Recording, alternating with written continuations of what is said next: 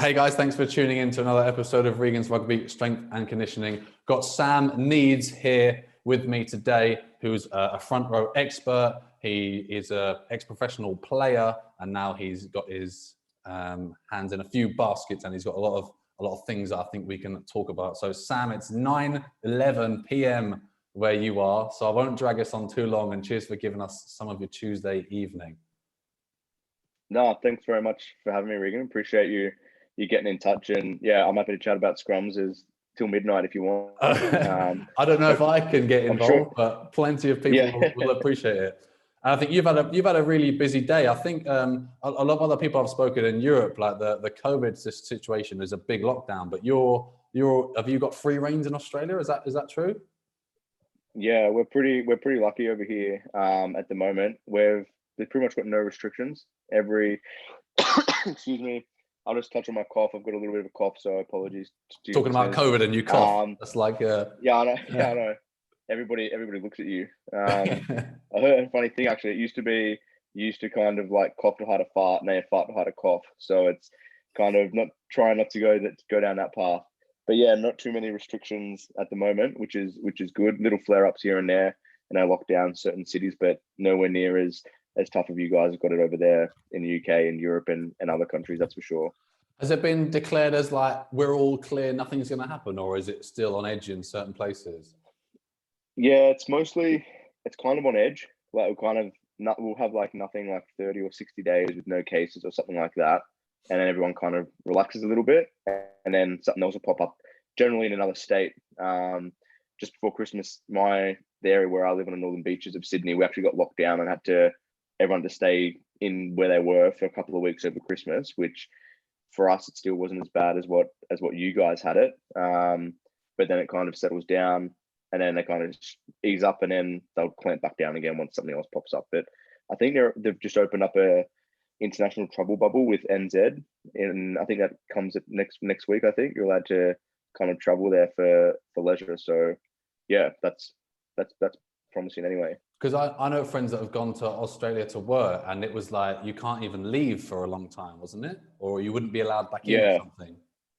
Yeah, you weren't going to be allowed back in. The government's been good in a sense for people that were overseas. They were paying for their quarantine in the hotels for a certain period of time, which was pretty generous. But then if you didn't get back in by a certain deadline, then you kind of had to fork it out of your own pocket. So I think that brought a lot of people back at the start, for sure.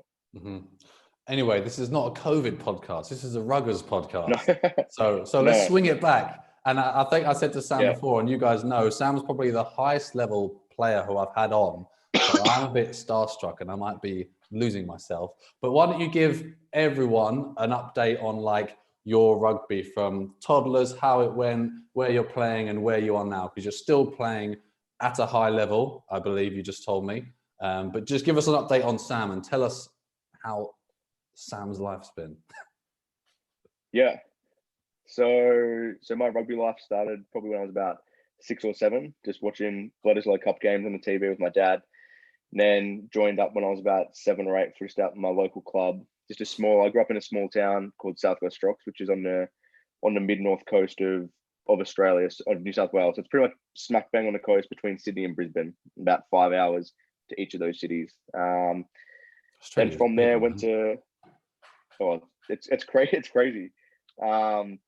And then kind of I went to boarding school and kind of played in the A teams most of the way there. But then when I got to year 12, in that final year, obviously ambitions to play first and seconds, but away from rugby, I was probably a little bit of a rebel in those years. So I probably didn't toe the line as well as I should have. So I ended up playing in the third 15, which was quite fun actually. I think we went through undefeated. From there, went to Canberra for a little bit to play, and then was in the kind of Brumbies or the ACT under 20s system, and then from there they were pretty much picking all of their players from the Shoot Shield, which is the biggest competition in Sydney. It's kind of that and the Brisbane competition are probably the premier rugby competitions within Australia, and generally from there that's where players get picked to kind of go on to play for the Waratahs or play for the Reds or whoever it might be.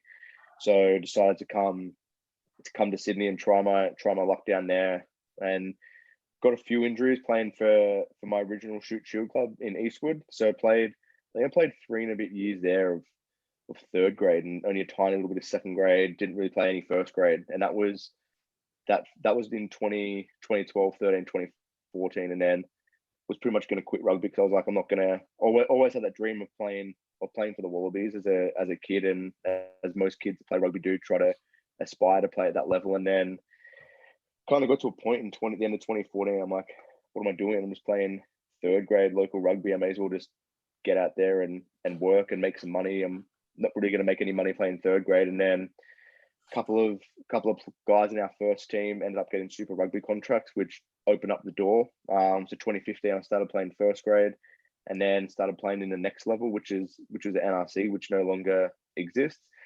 It's kind of like a semi-professional level, and then from there, 2016, just kept doing all the things that kind of got me to that point. I kind of just, for me, in the back of my head, I kind of, my whole focus was just like, just keep going, just keep doing what you're doing, do the extras, do whatever it is, you'll eventually get there. And then that's when I got to the point where I was like, you know what, it's probably all for nothing. But then once I got there, it was very quick to play first grade 2015, straight into NRC, then I got a Super Rugby contract at the start of 2016 for the back end of that year, for the 2017 season with the Waratahs. So had another year there, and then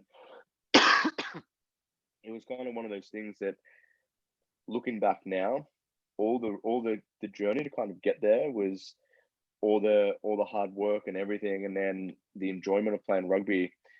I kind of, in hindsight now, at playing up that, but getting to that Super Rugby level, kind of almost lost that enjoyment of playing, because it was now your job, and it was kind of like you're getting roasted for making like a mistake, you're getting roasted for whatever it was that you didn't do right. So that 2017 year with the Waratahs didn't really go that well for me. Didn't get too much game time. And then the saving grace for me was going back to my club. So going back to Warringah Rats on the Northern Beaches here, where I was part of a successful team. We had a new coach. We had a bunch of new players come in, and we ended up, it was a bit of a tragic story for the club that year with one of the boys. His younger brother died on the field from a heart attack, and that kind of pretty much destroyed everybody throughout the club, and it almost, but it, like without, yeah, kind of like brought everyone together in that sense. Like everyone thought they were playing for a purpose and stuff like that, but now we had a actual purpose as to why we're playing and all that kind of stuff. And so we were fortunate enough to win the comp that year with that club team, and then from there, an opportunity came up at the Melbourne Rebels for a pre-season kind of training, a bit of an exhibition match over in Japan, where we played against Toyota Verblitz, which is pretty cool. So I think their coach at the time was Jake White, the Springbok winning World Cup. So that was pretty cool to play against him, his team with a lot of big name players. And then, excuse me, and then from there was lucky enough to then. The Rebels didn't work out in Melbourne, but an opportunity came up to play in Japan in the top challenge league with a team called the Kamaishi Sea Waves. And so had a season there in Japan. It's the club where, I don't know if you've heard of Scott Fardy, the Wallabies winger who played over for Leinster, I think, in Ireland, a big bearded flanker. Anyway, so he was at that club when the tsunami hit in 2011. So it's right on the coast. It's about 3-hour bullet train from Tokyo north, then about an hour and a half drive to the coast. And so that town had a really rich history in kind of like, it's like a big steel manufacturing plant where they kind of just export all the steel to pretty much something like 60% of the world or something steel comes to that place. So had a year there, which was awesome with my wife. And then that's pretty much where Scrum Strong was born over in Japan. It was a lot of things they did differently there, not necessarily wrong or right, but just differently, particularly around the scrum coaching. And it pretty much started out as me, like, just venting to my wife. I'd come back after every scrum session and be like, I don't know why they did that. Like, that was stupid. Like, we always did this way. Like, don't get it. And then from there, she'd had enough of me talking. So she was like, just put your frustrations into like a journal or into like a Word document. So I did. And then after a couple of pages, I was just like, maybe I should just turn this into like, if I was to coach the scrum from the ground up, what would that look like? Like me having not done much coaching myself in the past, but how would I teach somebody who'd never scrummed before, right from a beginner all the way through to the top? And then before I knew it was like a 120-page Word document, and I was like, whoa, I should probably turn this into a book or something. And then yeah, that's exactly what we ended up doing. Built the Scrum Strong website, came up with a name, Scrum Science. There's a lot of the old saying like scrummaging is a dark art. There's also my sports science background, like knew that there's actually a science to it as well, like with your mechanics and things like that. So yeah, that's pretty much my rugby journey up to that point. And then yeah, from there I've just kind of done different little few other projects and yeah, that's where we're at. What a process. I don't know where to jump in on each one of those. The first, yeah, sorry, I just kept rambling. It's wicked. The first one I was going to ask was, so you were playing local for a couple of years, maybe you're going to quit, and then suddenly a couple of years in a row you went like upper level. I got to the two questions were like, what did you change to progress yourself up a few leagues, and also how did the like intensity or the game change going up those few leagues pretty quickly? Because you went up 2 in a couple of years. Is that right? I might have heard that wrong. Yeah. Pretty much went from playing third grade club footy to a Super Rugby contract in 2 years. So I think the biggest thing for me was I was really lucky that there was an opportunity for somebody to step into that first grade spot. There were some good coaches there. Great coach called John Minetti and Stu Woodhouse, who are still in. I'm not sure if Stu's still involved with Eastwood, but John Minetti is his coach, the Wallaroos and the Aussie Sevens team as well.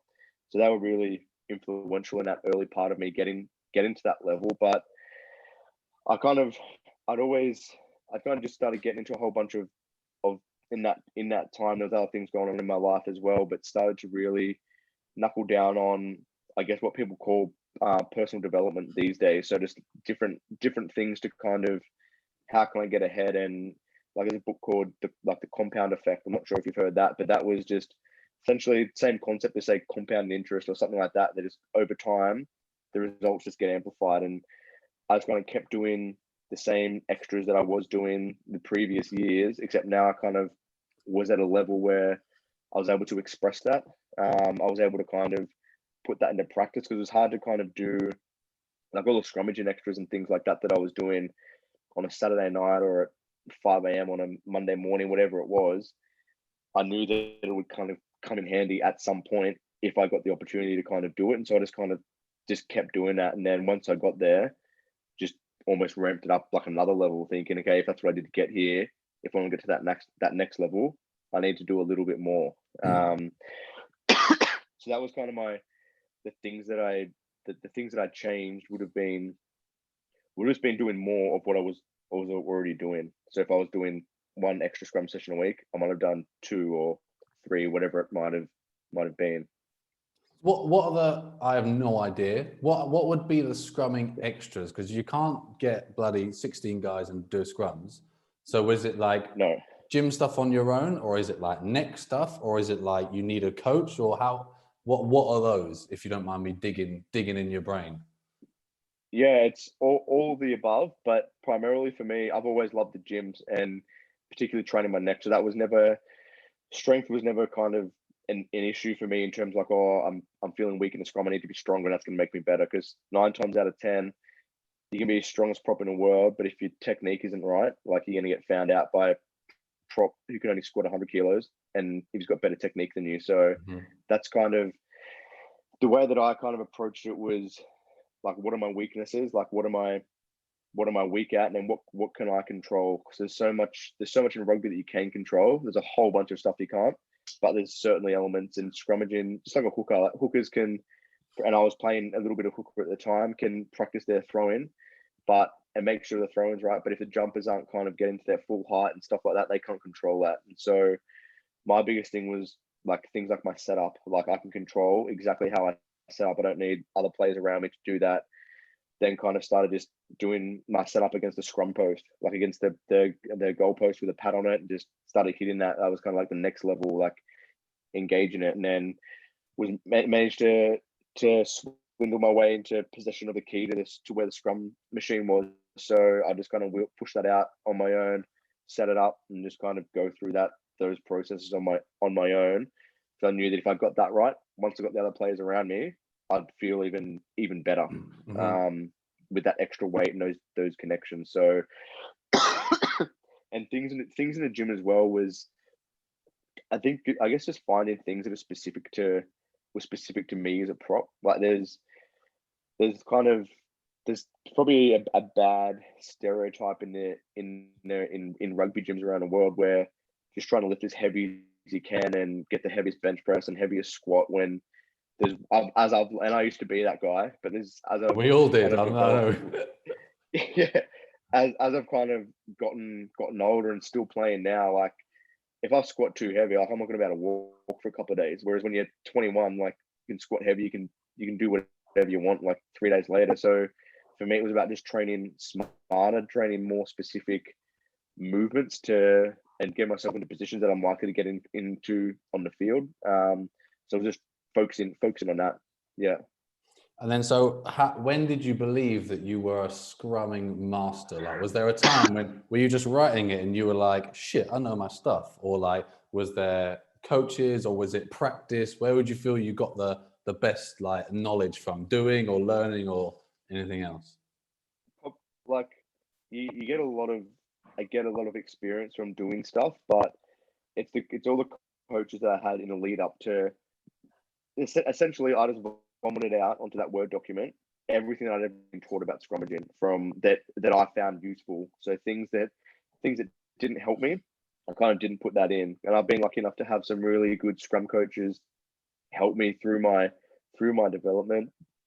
I mentioned John Manetti before from Eastwood, had Cam Blades at the Waratahs, who was I think he might have got a couple of Wallabies caps, had his brother Andrew Blades as well.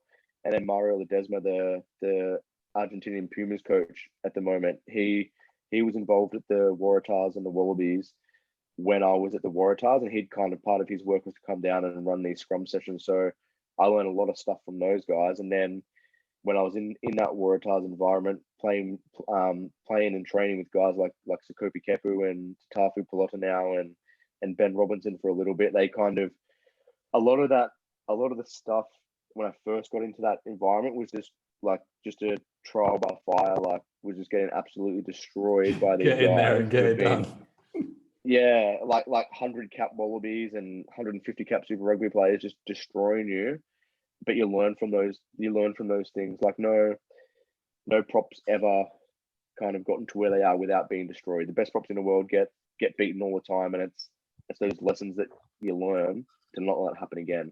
So those coaches had a massive influence onto what I found worked for me, and then putting it down into that book was just like there's actually some stuff here that for me it's like pretty given knowledge, but like not everybody is at the same level that I'm at the moment, and they could like absolutely benefit from just some small things that I've learned from. I knew that would be very beneficial to a lot of coaches and a lot of players. So it was more about helping them get kind of, it's almost like I was writing a book for myself 5 years ago. Like if there was a book for me 5 years ago, that's what the way that I kind of like approached that.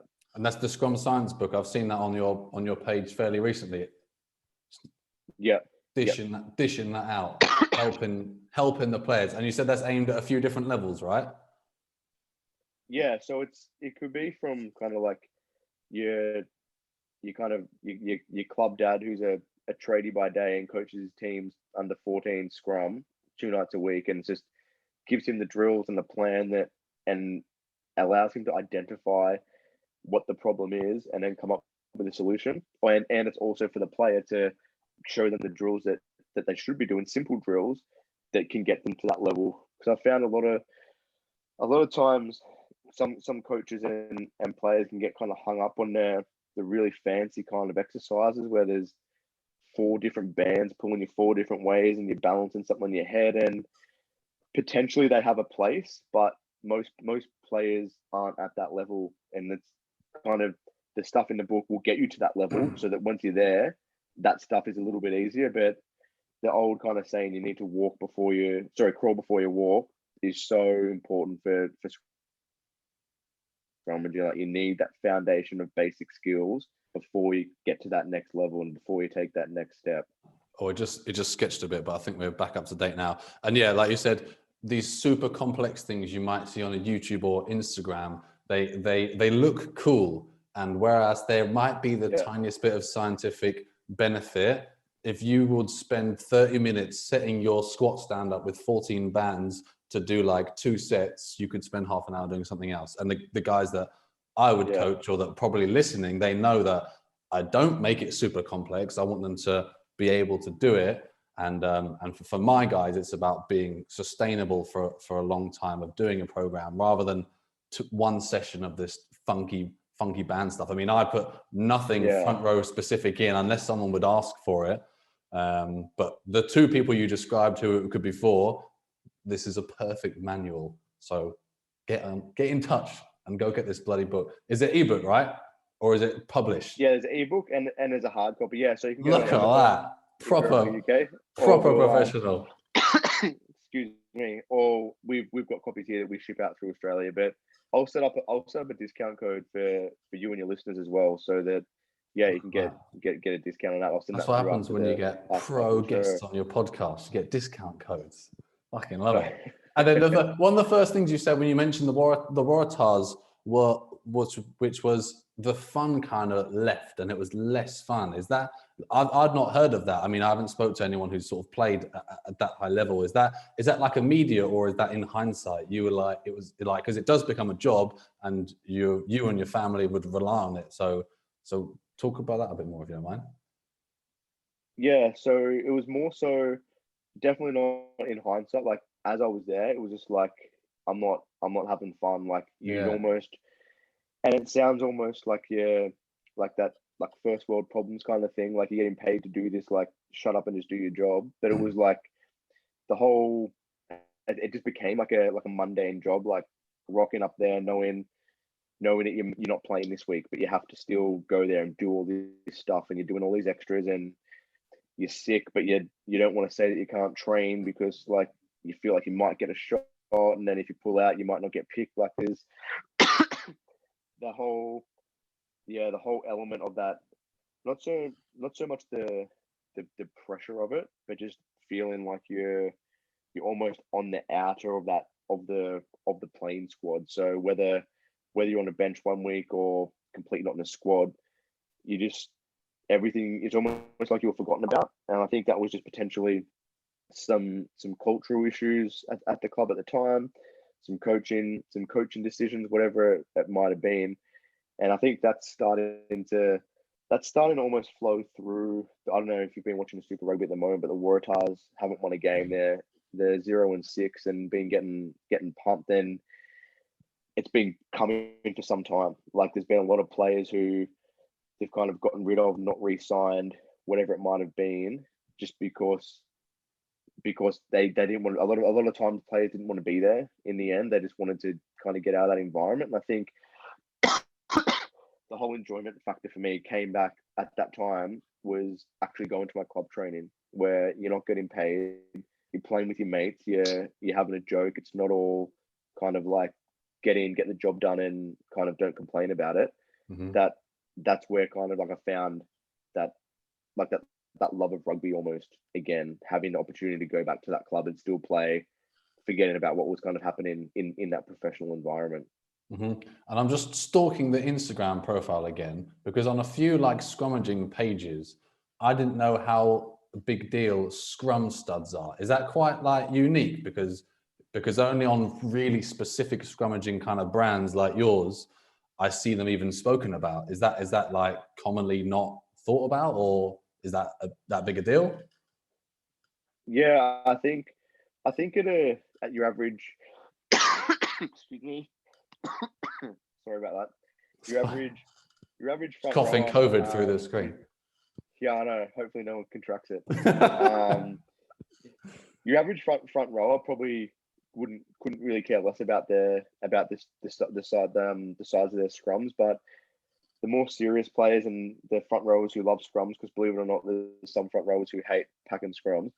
Isn't that the whole point? That was another kind of thing with the studs. It was something that I needed. So there's some specific this new style of stud that's come out in maybe the last 5 years, which have a slightly different thread on them, so they don't fit every single boot. They only fit a specific mold of boots. And so I was lucky when I was at the Waratahs at the time. Only the Wallabies would get this length stud. So if you didn't play for the Wallabies, you had no chance of getting these. You couldn't buy them in stores, couldn't buy them wherever. So I was lucky to get a stash from one of the Wallabies blokes, Will Skelton, who plays he's playing in France now.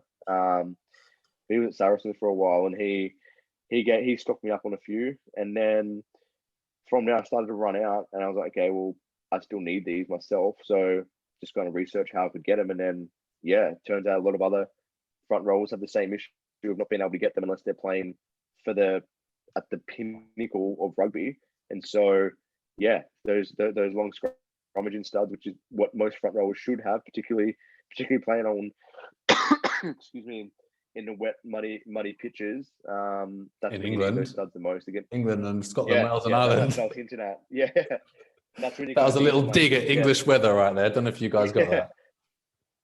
We and so the more stud you can get in the ground. Obviously, there's a multitude of factors that can cause a scrum collapse, but you want to eliminate the length of your studs being one of them. So, yeah, we just kind of saw an opportunity there, and yeah, we've started to really ramp that up. Talking about scrum collapse, I meant to mention, I've forgotten already. There's big jargon and big whatever that the ref has no idea what happens in a scrum. Let's say not packing down, but would you, if you're on the side of a pretty high level scrum and one of the, I don't know if it can be 4 of them or 6 of them, one of them was doing something illegal or to put it down, could you as a scrum expert spot it, or could even a ref spot it? Yeah, definitely. Like, there's some stuff that it's like scrums are going to collapse. Like, just the way that people's mechanics are. Like, sometimes both props. We had actually a couple tonight at training where both props were in perfect shape, but it was the ground that just gave away. Like, they both had kind of hips and shoulders exact same height, perfect hip and knee angles, and then all it was just the ground giving way. So I think the referees are better these days at identifying that and realizing, hold up, nobody actually did anything wrong. The ground kind of didn't hold up. And so from then the players will make those adjustments. They might bring their feet a little bit further forward or whatever it might be, set a little bit higher. But generally watching a scrum, you can see with the obvious thing, but it's watching it in slow-mo, watching a replay later, that you kind of see, it's almost like you see the final product, but you don't see what actually caused it. And so that's our big thing with our coaching. Like, any coach can say, all right, like, get your elbow up. That's why it collapsed. But then why did his elbow come down? That's what we're kind of trying to get to the root cause of the problem, not just saying your elbow was down, like, why was it down? And then, yeah, so it's some stuff you can see that's obvious, but a lot of stuff, and I feel for the referees, because I've never refereed myself, and definitely not fast enough or fit enough too, but they've got a very tough decision. They have to make a split-second decision of saying, this is what I saw, this is what I'm going to do. Mm-hmm. And sometimes they get it wrong, which is just human error. They see one thing and then they look back at it on a replay. I'm sure that they sometimes would disagree with their decision. I think they've got to be confident, and they've got to give it, because when there's decisions on TV, the camera's always on the player, and they're either shocked, like genuinely shocked, or like you can see them after the incident and they know they've done something wrong. So from that, like, often I see a ref just give something really quickly, and the scrummager is like, what are you talking about? Obviously, I don't really know. Yeah. But I think they've got to be confident, and like, they want to play the game. They know scrums are getting like beaten on with like how much time they're taking. So I think they just have to, they give it, and as refs do, they make it even. Like, if there's a slightly thing this way, later in the game, they're going to do something that way, I think. It's almost kind of guesswork, I think. Yeah, like a lot of like no props ever wrong. Every prop comes up from a scrum penalty. Arms Oh, up, like okay. what did I do? Like Well, what do you mean they I did that fooled me wrong? then. They would have fooled me as a ref. Like they, yeah, like no prop ever wants to admit that they got something wrong. It takes a kind of, I think that's just an experience thing. Like a lot of young players, like, what are you talking about? Like I was fine, but like as you get older and a bit more pack a few more scrums, yeah, I shouldn't have done that. Or I don't think too much illegal stuff happens these days in terms of like a blatant cheat. I think it's more about kind of like I don't know, not so much accidental, but it's not intentional. It's not like I'm going to the scrum saying, "Yep, I'm going to do something illegal." I'm going to It's wheel it, like or I'm going to it's a pick him up or byproduct. something. Yeah, yeah, it's a byproduct of your setup, or almost an unintentional kind of like thing that's caused it. If that makes sense. Like you're a sports scientist, there's like 800 kilos of force, like stupid low to the ground. If you're like half a centimeter different, is going to come up, right? You could probably explain it better than that. Yeah, exactly. Like scrums are super simple and they get made super complicated. Essentially, the force is going to go in the direction that your shoulders are. If your shoulders are above the height of your hips, all that force is going straight up. If your shoulders are below your height of your hips, that force is going straight down. And as you get in those higher levels, different positions want to be driving slightly up or slightly down, or most of them just want to be kind of hitting on par. But yeah, it's those mechanics. As soon as those shoulders get below the height of the hips, that's when you kind of run into trouble. But no team wants to kind of be driving down. Most teams are wanting to hit on slightly down and then keep that force in the middle. And when it's down, it's super dangerous, obviously, because those 800 kilos are on someone's neck. Obviously, they're a big boy, but that's the dangerous part, right? That's when people are worried about collapsing and stuff. Yeah, and that's where players kind of need to get taught, and what we do with a couple of our products. Like Neck Protect is one of the books that we made to kind of, for all rugby players, not just front row, is just making sure they know how to land. With the scrum collapses, you want to have that neutral head. So you'd rather a broken nose than a broken neck. So one of the things that players used to be doing when they're setting up is just looking up like that, and you see it all the time, particularly with juniors. Their heads are all looking straight up as if they're looking up at the sun. When if you miss a hit in a scrum and your head's in that position, like you're gone. That half extension of your neck there, or it, man. I hate injuries now. Vice versa. Yeah, like vice versa. Like particularly young kids, they'll look down and see what their feet are doing, and if the scrum collapses in that position, they'll just hyperflex, and that's what leads to a lot of injuries in that hyperflexion position. So if you can avoid doing that, and if a scrum collapses, most players at that elite level know how to kind of land. It's almost second nature to, with a scrum collapse, you don't even think, oh, where's my head? You just almost you just train your body to get into that position. Yeah, but most of the neck stuff happens in the tackle and in a ruck as opposed to the scrum these days. Like I wouldn't have wanted to pack those scrums back in the 80s and 90s where they're just charging at each other from like a meter or two away. That's just. I was waiting patiently to say that, have you seen the videos of like they compare scrums to now, and they just kind of lean and go, it's hilarious. Yeah, they bind up in like 5 seconds, and then they're just in. Yeah, funny.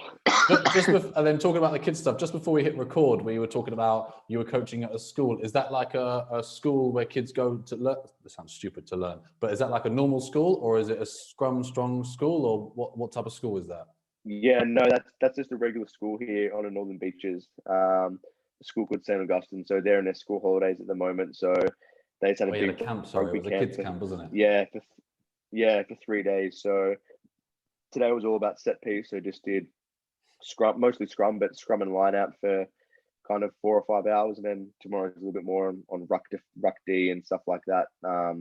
Just to kind of get a whole bunch of knowledge into them ahead of the season, because last year they didn't really have a proper season with COVID, so it's almost like trying to get them up to scratch to where they should be, so that as they progress over the next couple of years, they've already got that base knowledge down.